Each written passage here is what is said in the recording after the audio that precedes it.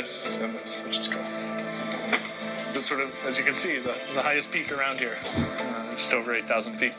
And come up here for sunset. It's, sun setting right there. It's perfect.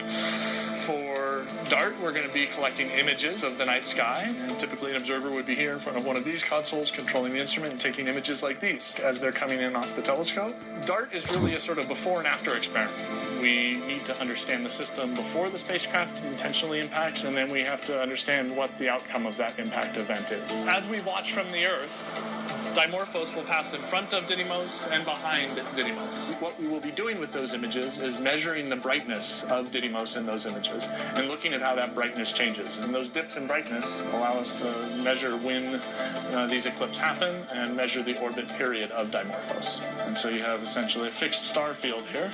All the white dots are stars of different brightness, and moving through this field is Didymos and Dimorphos, which again, we can't distinguish them as discrete points of light, but we have that small object moving through the field of view.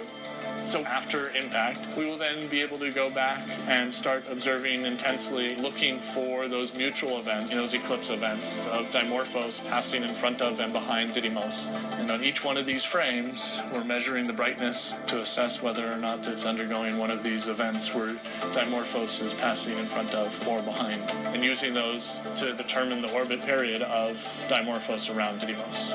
This is such a cool experiment. It's such a singular experiment. Using the ground-based telescopes like this one and others around the world to watch the system and see how it's affected by this impact event, because that's really what's going to give us the answer to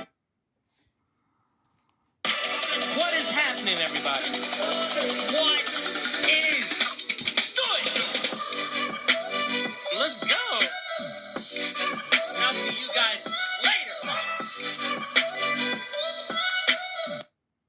What did DART do at the time of impact? And that will be exciting to see how that evolves over the days and weeks following that impact.